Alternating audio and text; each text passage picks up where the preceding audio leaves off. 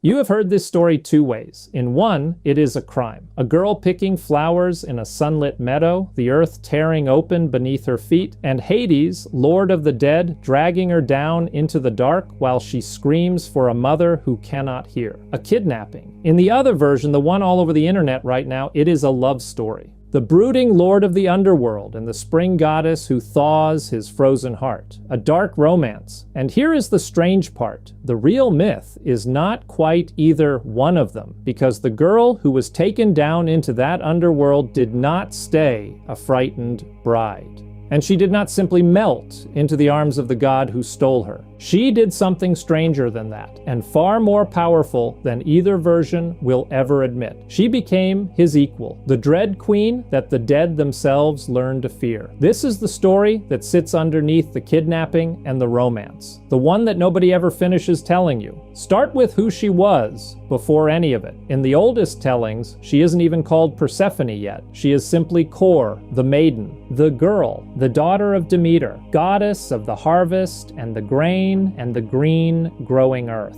And that is all she is allowed to be. Kor is kept close, kept innocent, kept safe. A sheltered daughter who belongs to her mother and to the springtime, with no story of her own and no name of her own. Picture a life like that, beautiful, protected, and completely powerless. Nothing she does is hers. Even her name just means the girl. Hold on to that, because the whole point of what is coming is that the girl with no name of her own is about to earn one that makes gods go quiet. Now the part you know, told honestly, Hades had seen Kor, and he wanted her for his queen, but here's the detail the story always rushes past. He did not simply take her on his own. He went to Zeus first, to her own father, and Zeus, the king of the gods, quietly agreed to give his daughter away without a word to her mother and without a single word to Kor herself. So when the earth opened in that meadow, it was not one god's crime. It was a bargain struck over her head by the two most powerful men in her life.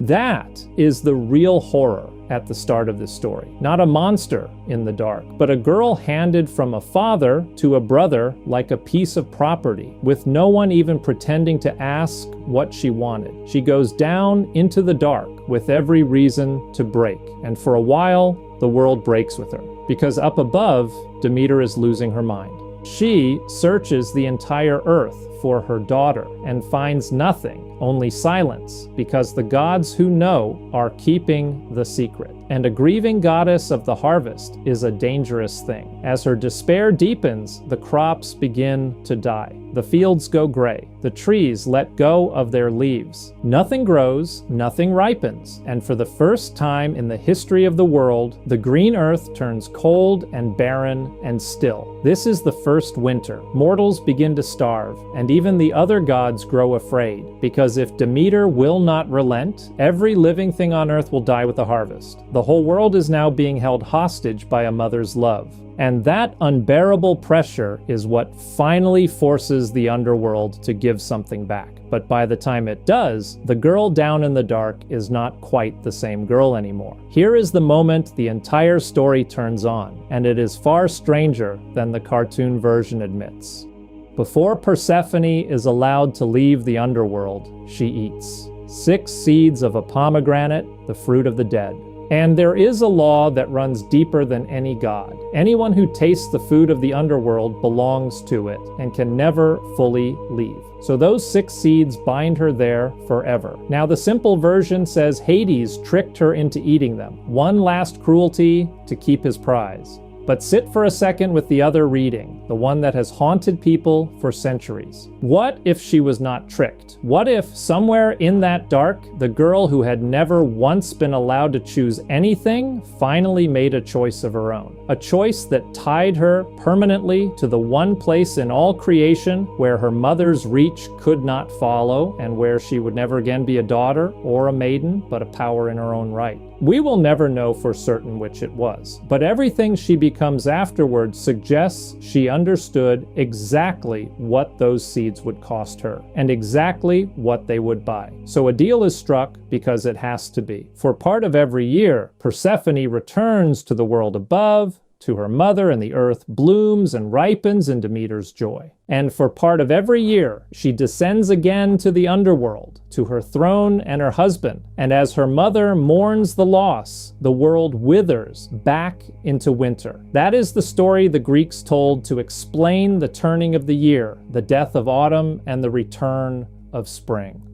But look at what it actually means. The seasons are not Demeter's story. They are Persephone's. The entire rhythm of life and death on the surface of the earth now rises and falls with one woman's journey between two worlds. The crops live and die on her footsteps. She has gone from a girl with no name and no power to the hinge that the whole living world turns upon. And if you want more of these stories, the real ones hiding under the myths you thought you knew, subscribe, because there is a new one every week. Down below, she is only just getting started. This is where Kor disappears, and Persephone is born. The girl who went into the dark does not come back out as the same sheltered daughter. She takes her place beside Hades, not as a captive, but as his equal on a throne of her own. And here is the part the romance retellings actually sense, even when they turn it sweet. In a pantheon where every marriage was a battlefield of betrayal, where Zeus could not stay faithful for the length of a single season, Hades and Persephone became the one exception. He took no other lovers,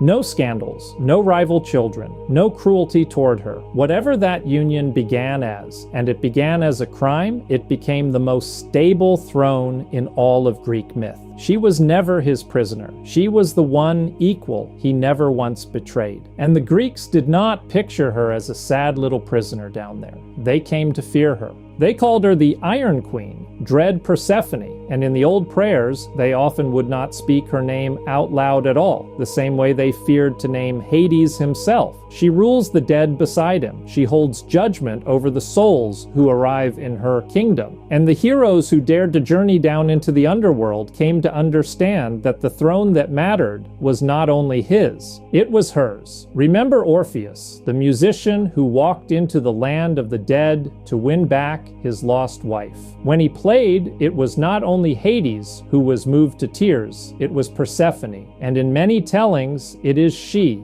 the queen, who is moved enough to grant his impossible request, to let a living man lead a dead soul back toward the light.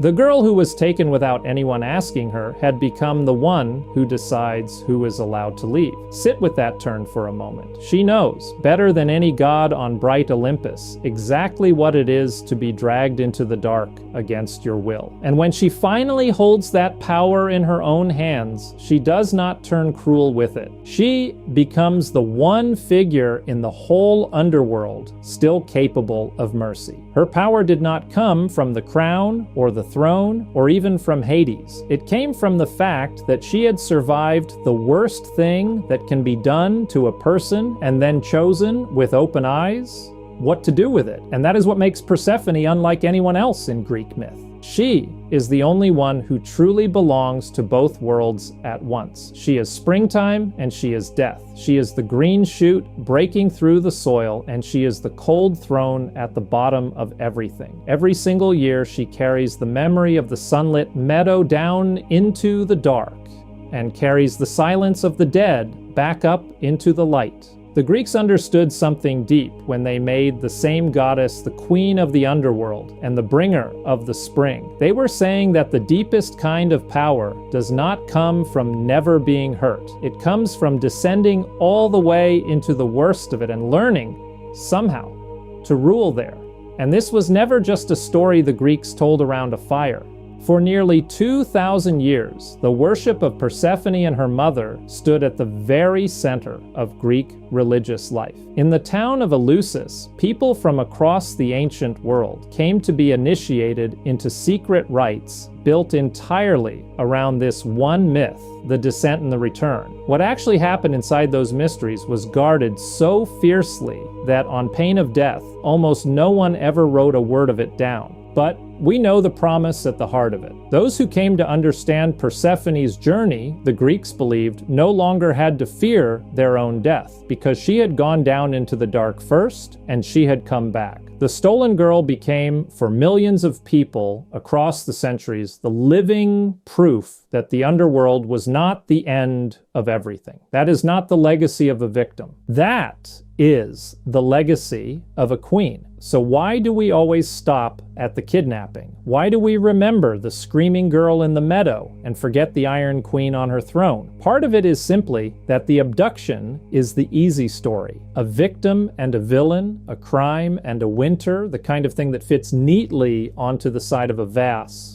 The harder, truer story is the one that keeps going, the one where the victim does not stay a victim, where the powerless girl becomes the dreaded sovereign of the dead, and the very thing that was done to her becomes the source of everything she grows into. Persephone was taken. That part is real, and it was a crime, and nothing she became erases it. But it was the beginning of her story, not the end of it. She went down into the dark, a nameless girl, and she walked out of it a queen. And if this is the kind of story you want more of, you already know exactly who you should meet next. Hades, the king who sat beside her, the other half of this whole story, and another so-called villain that we got completely wrong. He is on the screen now. Subscribe and go and meet him. I will see you there.